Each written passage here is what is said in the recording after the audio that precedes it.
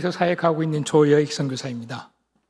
오늘도 이렇게 특별하게 로고스 선교단에서 집사님께서 색소폰 연주를 해주셨는데, 전 참 색소폰을 배우고 싶었던 악기 중에 하나 있습니다. 그리고 늘 배우고 있고요, 지금도. 그런데 지금도 저는 배우고 있지만 지금도 떴다 비행기 수준밖에 되지 않습니다. 그거 1절 하고 나면 더 이상 늘지를 않더라고요. 근데 그럴 때마다 이렇게 제가 치아에 문제가 좀 생겨서 입을 대지도 못할 경우가 많았고요. 한 2년에 한 번 이렇게 치아가 이렇게 좀 빠지다 보니까, 그래서 저는 그 엿을 먹지를 못합니다. 그래서 엿을 먹지도 못하고 껌도 잘 씻지를 못하고요. 종종 이렇게 치아가 없는 상에서 생활을 많이 하다 보니까 발음이 좀 새기도 하고 그렇습니다.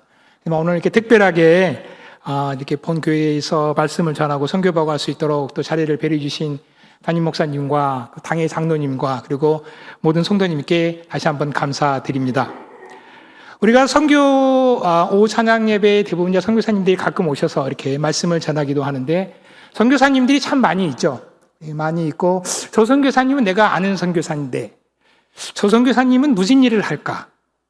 나는 무슨 일을 하는 건 아는데 이렇게 두루뭉실하게 알고 있거나 아니면 정확히 알고 있거나 여러 가지 방식대로 알고 있습니다. 그래서 말씀을 먼저 나누기 전에 제가 사역하고 있는 사역지에 대해서 간단하게 PPT를 보고 나서 말씀을 전하도록 하겠습니다. 네, 한번 보여주시면 감사하겠습니다. 넘어가겠습니다.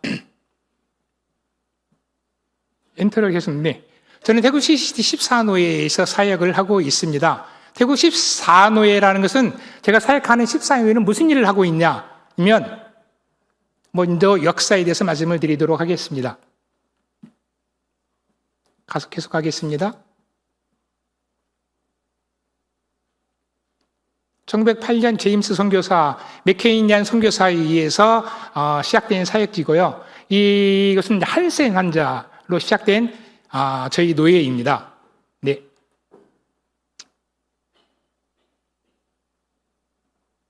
계속 엔터를, 네.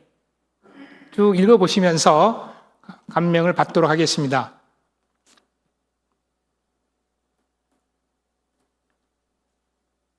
한센 환자, 굉장히 무서운 병이고 어렵고 어려운 병이죠. 이 맥케인 병원으로 이들은 환자들이 이제 몰려들기 시작을 합니다. 네. 더럽고 천대받은 한센 환자들, 그곳에서 그들은 따뜻하고 지극한 정성으로 간호하는 의사와 선생님을 만나게 됩니다. 그리고 감동을 받습니다.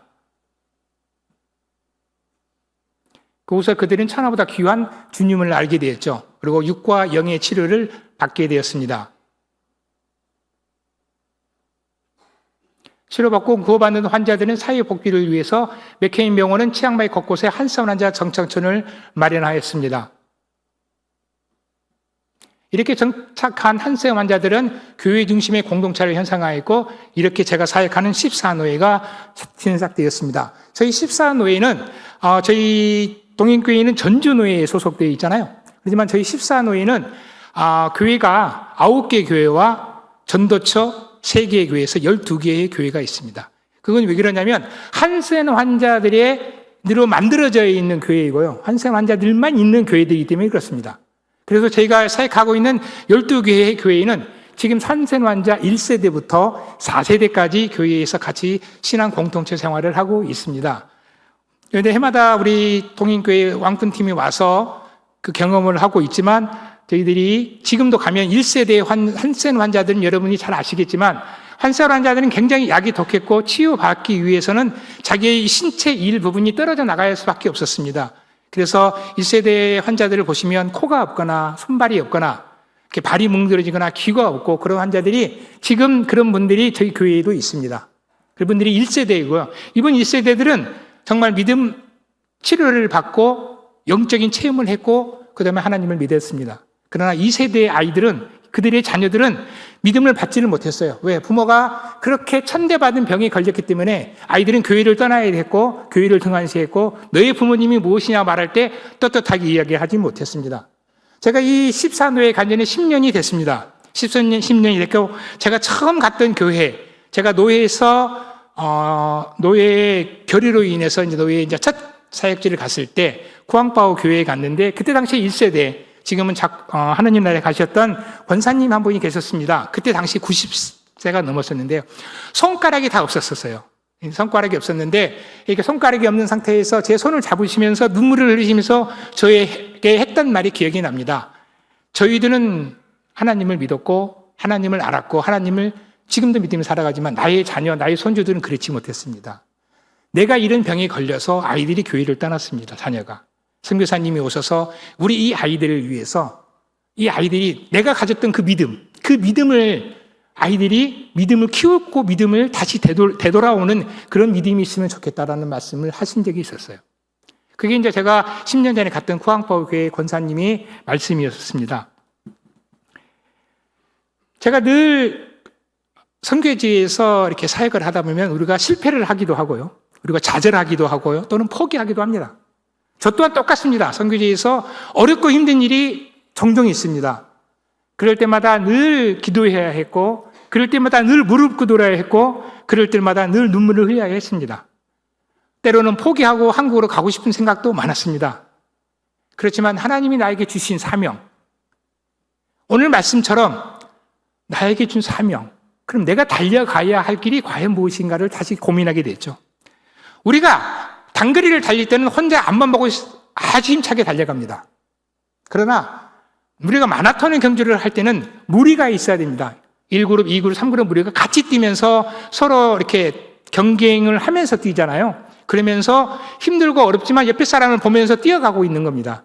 그러면 내가 앞에서 달려갈 때 여러분이 똑같습니다. 여러분이 선두주야 그룹에 와서 뛰어갈 때 여러분 곁에서 뛰어가는 것들이 바로 가족이고 여러분들을 믿음과 사랑으로 보살피는 그런 교회가 같이 여러분과 함께 뛰어가는 겁니다.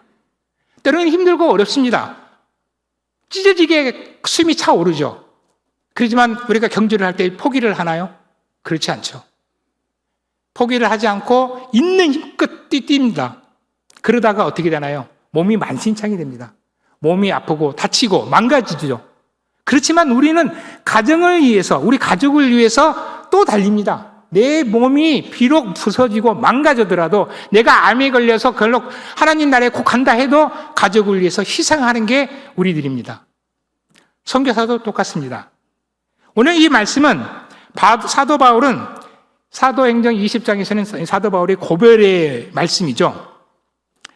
이 말씀을 하기 전에 바울은 본인이 이미 감옥에 잡혀서 감옥에 간다는 걸 이미 알았습니다. 이미 왜? 에베소 교회에서 데살로니가 교회에서 이미 모든 소문을 통해서 알았어요. 그러니까 그러면 가면 잡힌다는 걸 알지만 그는 끝까지 에베소서에서 마지막 말씀을 하죠. 죽음을 피해서 도망갈 수도 있었지만 바울은 그 죽음을 피하지 않았습니다. 그걸 또 전화위복으로 삼았죠. 오늘 말씀에서도 그러면 그 후에 가면 사도 바울은 로마로 압송이 되지만 로마에서도 잡혀있지만 복음을 전했거든요. 만약에 바울이 본인이 잡힌다는 걸 알고 도망을 갔다면 과연 로마에 가서 복음을 전할 수 있었을까?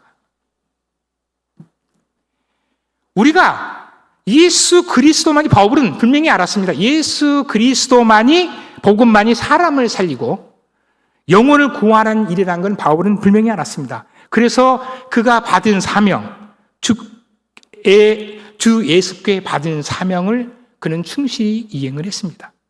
나의 달려갈 길. 이게 제가 받은 사명은 선교사로서 하나님이 주신 그 은혜로 힘들고 어렵지만 때로는 앞이 결과가 보이지만 그래도 묵묵히 저는 달려갔습니다. 흔들리고 좌절하는 순간, 실패했다고 하는 순간에 하나님께서는 다시 저에게 용기를 주시고 또 기적을 베푸시고 저에게 그 힘을 부어 주셨습니다.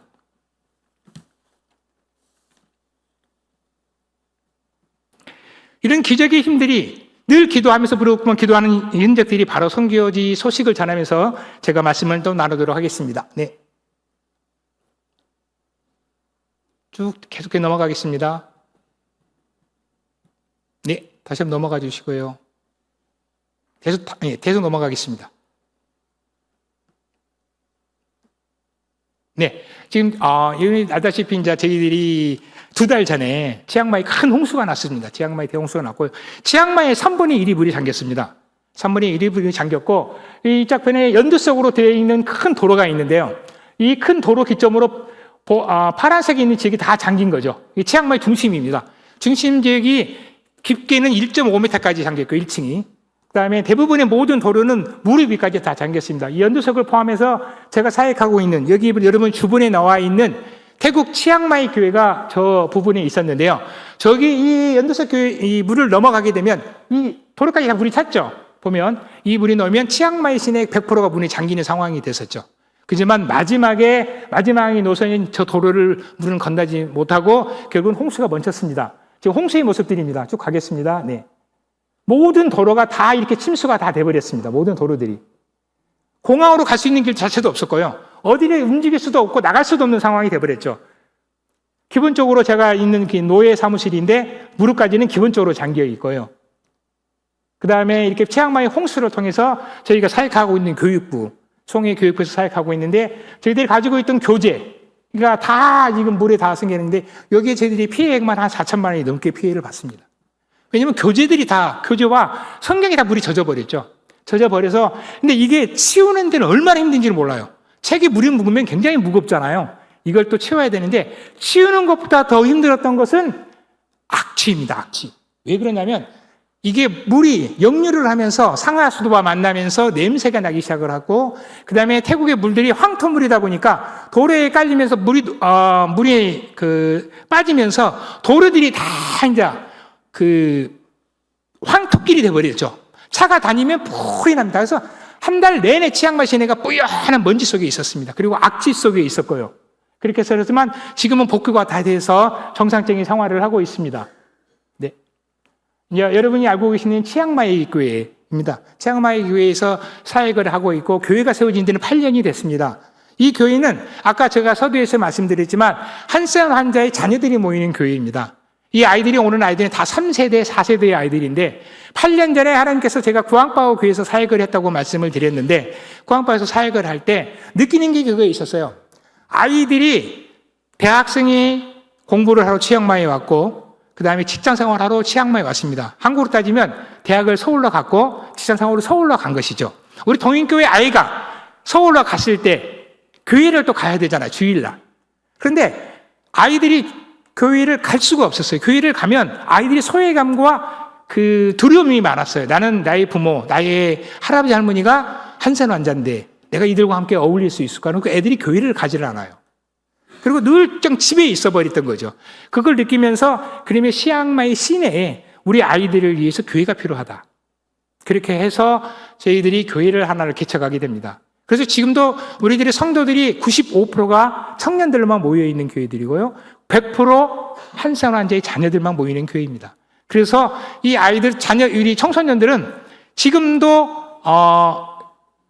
늘 이렇게 저희 교회가 1년 12도 365일 이렇게 오픈이 되어 있어요. 오픈이 되어 있어서 청년들이 그 교회에 와서 밥을 해 먹고 너무 더울 때는 에어컨을 켜고 잘 수 있는 그런 공간을 1, 2층에 다 마련을 해 줬습니다. 그래서 늘 교회는 우리 청소년들로 이루어져 있는 교회고요. 제가 사역하고 있는 모습입니다. 그래서 1층에서는 이렇게 식탁의 교제를 나누고요. 2층에서는 이제 이렇게 사역하고 있는 교회의 모습입니다. 네. 계속 가겠습니다. 네. 그 다음에 쿠앙바오 교회입니다. 쿠앙바오 교회. 쿠앙바오 교회는 제가 이제 처음 사역했던 제 14노예로 임명을 하고 나서 사역했던 교회인데요. 이 교회는 굉장히 척박한 땅이었습니다. 한 2,000평이 되는 과수나무가 있었는데 그 과수나무를 심었던 이유는 맥케인 선교사가 한센병 환자들이 정착할 수 있는 정착촌을 만들어냈죠. 우리 전라도에서 가장 대표적인 케이스가 이제 왕궁이죠. 왕궁에 가면 닭농장을 하지 않습니까? 한센 환자 출신 분들이 닭농장을 해서 계란을 수확해서 그들이 생활할 수 있게 터를 마련했는데 여기에도 백혜인 선교사는 한센 환자들에게 치앙마이 시를 벗어나서 살 수 있는 곳에 집장촌을 만들어주면서 가수농장을 할 수 있도록 세워줬습니다.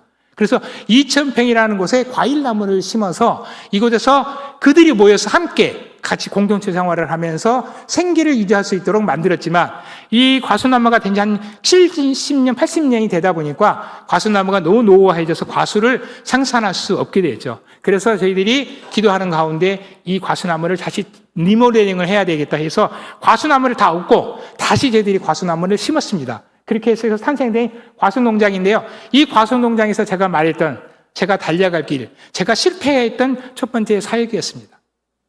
근데 실패를 했는데도 불구하고 저는 해마다 저희 아내 몰래 제 사비를 털어서 늘 여기에 과수나무 300그루를 심었는데요. 1년마다 과수나무를 제가 사비로 샀습니다.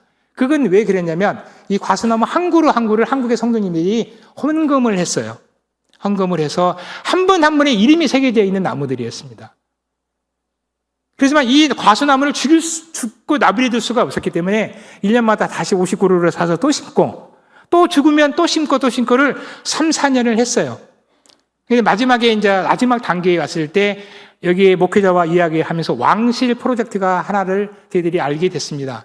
그리고 나서 이 과수나무를 다시 살릴 수 있는 계기를 만들어서 저희들이 여기다가 볼을 이렇게 작은 연못을 이렇게 하나 팝니다. 소르기를 파가지고 나무를 공급할 수 있도록 했죠. 여기에 들어간 비용인들이 국가와 군청이 이제 지원을 했습니다. 그래서 실패했던 것 같았지만 하나님께서 왜 이것을 다시 실패가 아닌 새로운 걸로 대탄생했냐? 그것은 무엇이냐면 성도들이 계속해서 지쳐갔죠. 왜? 저도 지쳐갔고. 그리고 성도들은 알았어요. 왜? 한국의 교회가 성도들이 자기들을 사랑하고 우리들이 자리할 수 있도록 과수나무를 심었는데 자기들이 죽어가는 것도 안타까웠고, 선교사가 볼 때마다 해마다 투자를 하는데 계속 과수나무는 죽어가고, 그만큼 땅이 척파가 됐던 땅이었죠. 물을 줘도 물이 스며들지 않는 땅이었습니다.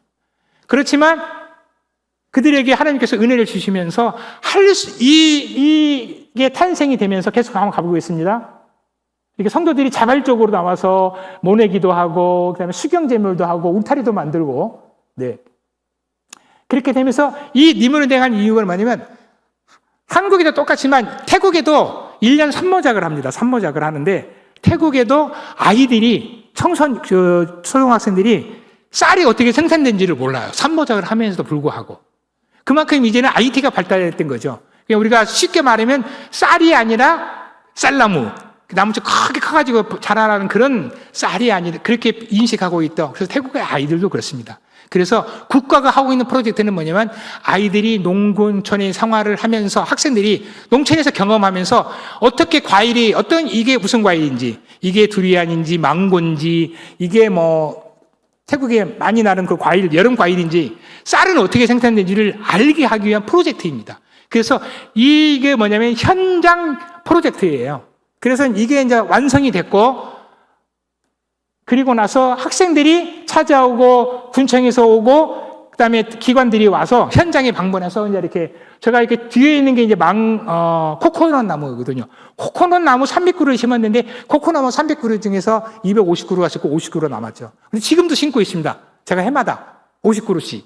그건 제가 아까도 서두에 말씀드렸지만 성도들이 한 사람 한 분의 가정에 이름이 적혀 있기 때문에 제가 계속해서 지금도 심고 있지만 그 주변에는 여러 가지 바나나도 심고 망고도 심고 벼도 심고 수경재물도 심습니다. 그로 인해서 학교 학생들이 와서 직접 경험, 그러니까 농촌 경험을 할 수 있는 프로젝트입니다. 그렇게 해서 아이들이 현장을 경험하고 있는 것입니다.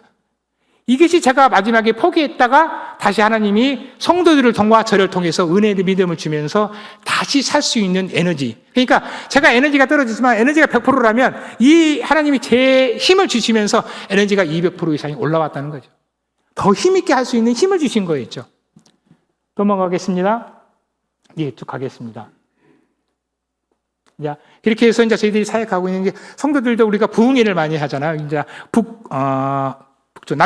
남쪽 주에 세 개 교회를 모아서 저희들이 연합부흥회를 제가 선교사로 간 10년 만에 처음으로 이 연합부흥회를 했습니다. 그래서 교회 중직자들을 모시고 같이 말씀 나누고 기도하고 찬양하고 하나님을 향해 부르짖으며 하나님을 알아가기는 그런 귀한 시간을 가졌고 이제는 해마다 이 일을 하려고 합니다. 예, 우리가 알고 있는 게 있습니다. 선교. 저는 선교를 보통 5가지로 나눕니다. 선교를 5가지로 나누는데요. 선교는 보는 거, 선교는 느끼는 거, 그리고 경험하는 거, 그게 참여하는 것이죠. 그 다음에 감동하는 거, 그리고 은혜를 받는 거라고 저는 이야기를 합니다. 그래서 선교는 누구나 할 수 있습니다. 그러나 아무나 할 수 있지 않습니다. 선교 어렵습니다. 그러나 선교는 쉽습니다. 우리의 마음이 어떻게 되느냐에 따라 다르다는 것이죠. 제가 읽은 책인데요. 제가 책 제목은 제가 생각이 나서 적지는 못했지만 우리가 선교를 오해하는 8가지가 대한 내용이 있습니다. 그 중에 2가지를 제가 말씀을 드리고자 합니다. 첫째, 선교란 부차적인 사명입니다. 부차적이라는 것은 차선책이라는 거죠. 우리가 오해하는 것 중에 하나입니다. 2번째는 우리가 하는 모든 것은 선교입니다라고 하는 오해입니다. 우리는 보내는 선교사입니다. 우리의 사명을 재인식하고 가지고 있으면서 지상명령을 추구하고 격려하고 있는가를 생각하는 것이죠. 그래서 우리는 모두가 선교사입니다. 그리고 이쯤하면 되겠습니다. 이게 바로 안일무사한 태도인 것이죠. 마태복음 28장 29절 말씀에 너희는 가서 모든 민족의 제자를 삼아 아버지와 아들과 성령의 이름으로 세례를 베푸고 내가 너희에게 분부한 모든 것을 가르쳐 지키게 하라. 볼지어다 내가 세상 끝날까지 너희와 항상 함께 있으리라 하시니라. 아멘. 선교사가 달려갈 길입니다. 저희들이. 그리고 여러분들도 달려갈 길입니다. 그리고 우리 교회가 달려갈 길입니다. 이 달려갈 길의 바로 공통점이 바로 선교라는 길입니다. 그런데 이 공통의 선교의 길을 가는데 장애물이 이렇게 계속 있는 것이죠.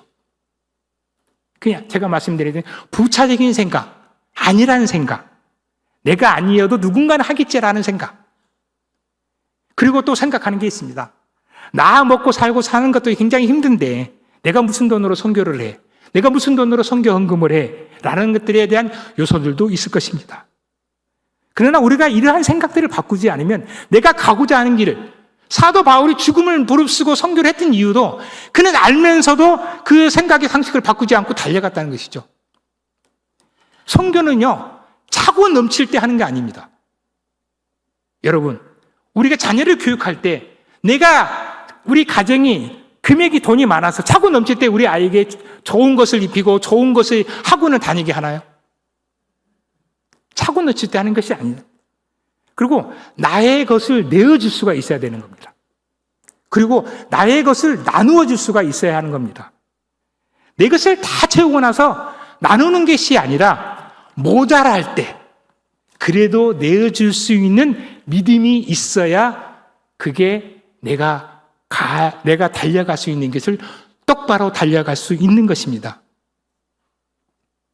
그것은 왜 그럴까요? 내가 모자란 걸 내어주는 이유는 그것은 나의 영광을 위한 것이 아닙니다. 바로 하나님의 영광을 위해서 하는 길이기 때문에 그렇습니다. 우리가 이 세상에 살아가는 거 바둥바둥 살아가지만 믿음을 가지고 살아가지만 나의 영광을 위해서 살아가는 게 아니잖아요.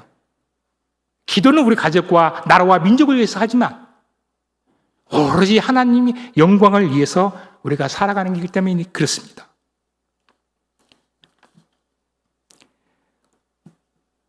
저는 늘 선교의 특강을 합니다. 선교 특강을 하는데 선교의 특강을 할 때 늘 과제를 이렇게 줍니다. 과제를 주는데요.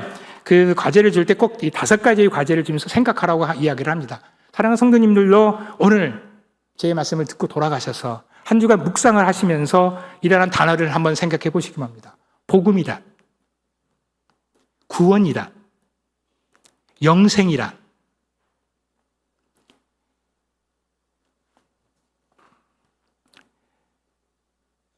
이 단어를 우리가 늘 그리고 나서 전도와 선교란 한번 늘 들었던 내용입니다. 아는 내용이에요. 복음, 구원, 영생, 전도, 선교. 그게 과연 나에게 어떤 영향을 미치고 있는가? 를 한 주간 묵상해 보시기 바랍니다. 이 5가지 단어에서 여러분이 묵상하실 때 하나님이 여러분들 안에 분명히 놀라운 무엇인가를 하나님께서 채워주시고 말씀을 해주시리라 믿습니다. 여러분, 굉장히 중요한 단어입니다. 영생, 구원. 여러분이 돈을 주고 샀나요? 예수님만 믿어서 예수님이 여러분에게 주신 선물이잖아요. 구원은 여러분에게 받은 소원이고요. 영생은 예수님이 자기 목숨을 내어주고 나서 우리에게 영생을 주신 선물입니다. 내 목숨을 내어주는 영생인데 우리가 복음과 구원과 영생과 전도와 선교에 하나 예수님께서 주셨던 그 길을 우리가 조금이라도 따라갈 수 있는, 오늘도 말씀 속에서 마지막에 목사님께서 그 생활에 드시면서 이제 예수님을 닮아가자라는 말씀을 이렇게 하면서 가셨잖아요. 우리가 예수님을 닮아가는 거 굉장히 어렵습니다. 우리가 예수님처럼 될 수가 없죠. 그렇지만 닮아가려고 노력을 하고 부단히 열심히 하는 겁니다. 단 예수님의 10분의 1, 100분의 1, 1000분의 1이라도 예수님의 모습을 닮아가려고 하는 거. 그게 이 5가지 단어에 함축되어 있다는 것이죠.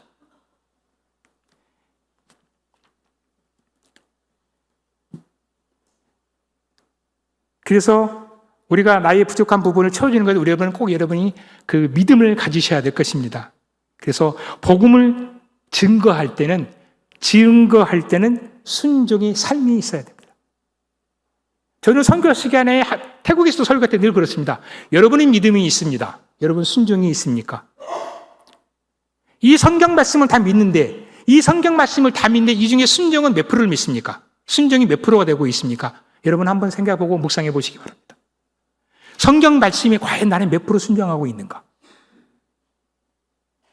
순종과 믿음이 똑같아야 돼요. 그러나 우리는 믿음이 높고 순종이 좀 낮은 경우 또는 순종이 높은 경우도 많이 있죠. 그렇지만 그래서 우리가 늘 이야기하는 게 주님의 삶을 닮아가고 주님의 삶을 본받아가는 게 그 이유입니다. 순종하는 삶을 살기 위해서 우리가 달려갈 길이 바로 그런 길입니다. 마지막으로 제가 그 동영상 하나 보고 말씀을 마칠까 합니다. 네, 동영상 그 하나 좀 틀어주시면 감사하겠습니다.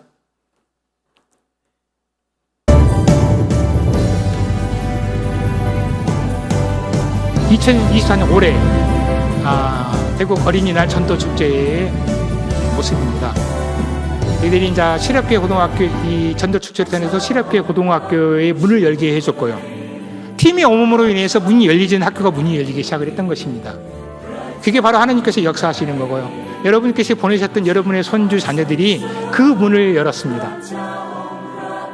그리고 저는 고사리 같은 손으로 김밥을 하루에 몇 줄을 말았는지 모를 정도로 수없이 아이들이 김밥을 말았고 때로는 저런 봉고차를 타고 아이들이 즐겁게 웃으면서 아이들의 삶의 모습을 보였습니다.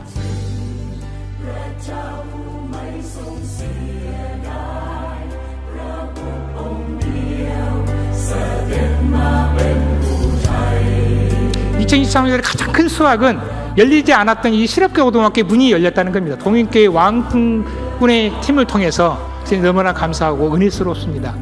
그래서 이것은 한국과 태국의 문화교류를 해서 우리 아이들은 태국의 옷을 입고 그다음에 그 친구들은 이제 그 꽃을 가르쳐줬고요. 지금도 고아원은 저렇게 풀을 떼고 있죠. 지금도 이렇게 가마솥에 장작불로 고아원 사역을 했고 아마 저희들도 내년에도 고아원 사역을 2, 3일 정도 같이 가서 이 아이들과 함께 또 우리 동인교회 팀들은 고아원 사역을 계속해서 해 나갈 것입니다. 아이들에게 사랑을 주었습니다. 그들에게 삶의 모습을 주었습니다. 너무 아이들이 순진했고 너희 아들이 떠날 때 서로 헤어질 때 눈물을 흘렸고 다시 보기를 원했습니다. 지금 김장하는 모습도 보이죠? 김장하는 모습 잘 보시기 바랍니다. 김장했던 모습 또 김장을 하셨고 저희들이 메인 축제입니다. 토요일 날 하는 어린이날 전도 축제의 쇼핑몰의 모습입니다. And you didn't even say a word. Ain't it funny, that's the way it works. So when you know Jesus, oh, it's like flipping on a light switch when you're walking into this room. It's so undeniable. I gotta tell you that I like the way, anytime, anywhere, any place, it's written all over your face. The way you love Jesus, and it always speaks to me. A little joy with a touch of peace. It's so inspiring the way you show Jesus. So give me that, and show me that. Oh, give me that. The way you show 복음 센터입니다. 신학생들이 직접 태국 어린아이들에게 주님의 말씀을 가르치는 것이죠. 태어나서 처음으로 예수님이라는 단어를 듣게 되고 성경이라는 단어를 알고 예수님의 십자가라는 단어를 저때 처음으로 아이들이 듣습니다. 그때 오는 아이들이 대부분 500에서 한 1000명 가까이 오는데요. 이 아이들이 처음으로 듣는 예수님이란 말 정말 중요한 사역이죠. 우리 자녀들에게 물려줘야 할 유산이었고요. 이렇게 또 마을에 가서 마을 전도를 하고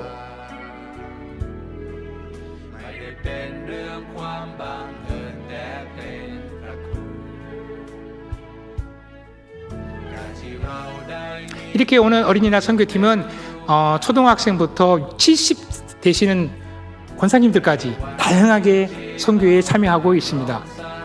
아직도 내가 나이가 젊다, 나이가 좀 많다라고 생각하지 마시고요. 나이는 그냥 숫자에 불과하다고 그러지 않습니까? 학교 전도 공연, 마지막 애들이 사역하고 있는 학교의 전도 공연입니다. 이 아이들이 어린이날인데도 불구하고 학교에 예산이 없어서 아이들이 어린이날 선물을 주지를 못하다는 소리를 들었습니다. 그래서 이 아이들에게 어떻게 하면 좋을까 해서 이 아이들이 한 400명 정도 되는데요. 우리 동행교회와 또 다른 교회에서 후원을 받아서 아이들에게 하나하나의 어린이날 선물을 우리가 해 주었습니다. 여러분, 저렇게 우리 동행교회 왕꾼이 와서 막 이렇게 열심히 댄싱을 하고 있는데 저게 댄싱하는 게 무슨 선교일까라고 생각이 들기도 하죠. 그 모습이 여러분 그 춤을 추는 게요. 춤을 추는 게 아니라 그게 바로 복음입니다. 복음은 우리 영어에 나죠. 굿뉴스의 뉴스. 좋은 소식입니다. 아이들이 하고 있는 그 모습 활동 자체가 복음인 거예요, 복음. 그냥 아이들이 좋아서 막 율동하는 것은 아이들은 은혜롭게 율동을 하지만 여러분 볼 때 뭐 애들이 가서 율동하고 춤추는 게 무슨 선교를 할 수 있겠어? 그게 복음이거든요. 좋은 걸 보여주는 거. 삶의 모습을 보여주는 거. 그래서 이 아이들이 그 모습을 보여주고 또 마을에 가고 고아원에 가서 자기들이 이곳에서 선교하면서 준비해 있던 그 삶의 모습을 그 아이들에게 보여주는 거거든요. 어른들에게 보여주는 거거든요. 그리고 그 모습을 보고 크리스찬은 참 그렇구나. 제가 이런 말을 합니다. 크리스찬, 한국에서는 굉장히 쉽게 만날 수 있습니다. 태국에서 기독교인 만나기는 하늘의 별따기입니다. 여러분 제가 한번 물어보겠습니다. 남녀 호랭이교라고 아십니까? 남녀 호랭이교 아시죠? 남녀 호랭이 혹시 만나보신 적 계신가요? 한번 손 한번 들어보실래요? 남녀 호랭이교를 만나봤다. 이렇게 두세 분 손을 들죠. 거의 남녀 호랭이 만날 일이 없죠. 바로 태국이 그렇습니다. 크리스찬 만나기가 똑같습니다. 왜? 0.5%예요. 한 학교에 애들이 50명이지만 50명에 크리스찬 한 명도 없다는 거예요. 그만큼 기독교인군이 희귀합니다. 그럼 믿음 있는 애들이 얼마나 귀한 생명들이겠습니까? 그래서 그 귀한 생명들을 살리기 위해서 어린이날 축제를 하고 어린아이들을 위해서 교회 학교를 세워나가고 있는 것입니다. 그래서 이번에 동행교회도 25년도 1월 8일부터 12일까지 선교팀을 준비하고 있습니다. 오늘 들어오는 입구에도 게시판에 쓰여 있더라고요. 여러분 선교 봉사팀을 함께 하고 싶습니다. 여러분 선교는 보고 느껴야 되는 겁니다. 느낌만 가지고는 여기 한국에 있을 때는 느낌만 가지고 있는 거죠. 나머지 4가지는 다 선교주의에서 가져야 하는 것입니다. 봐야 되는 겁니다. 그럼 내가 가면 내가 말씀드렸잖아요. 나는 나이가 많은데 나는 나이가 어린데 어떻게 합니까? 아까도 아까도 보시니까 배추도 김치도 담죠. 김치도 담기도 하고요. 또 어른 고아원에 가서 밥도 했습니다. 권사님들이 장작불 떼면서 예전에 우리 어머님들은 다 어렸을 때 난로가 나오기 전에는 그 구들방에서 이렇게 나무로 했잖아요. 그런 것들은 다 할 수 있는 것들이에요. 그러한 것들이 내가 가서 봉사하지만 내가 나의 삶의 모습을 그들에게 보여주겠다는 겁니다.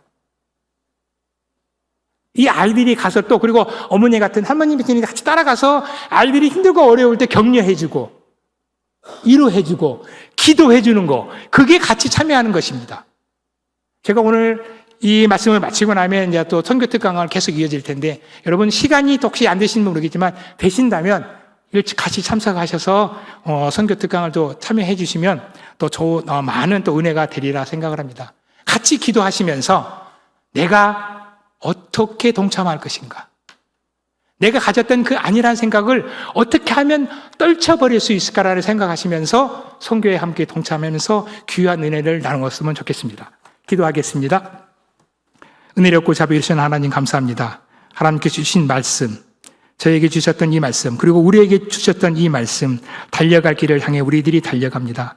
주님, 죽을 힘에 향해 달려갈 타오니 오로지 주님 한 분만을 위하며 주님의 영광을 위해 달려갈 테니 저희들이 힘들고 지칠 때마다 저희들을 위로해 주시고 저희들을 보듬어 주시옵소서. 우리 동행교회 모든 성도님들의 가정과 가정들이 하나님을 위해서 늘 기도하며 하나님을 경외하는 귀한 우리 가정들이 될 수 있도록 주님께서 축복하여 주시옵소서. 모든 것을 감사드리며 예수님의 이름으로 기도드립니다. 아멘.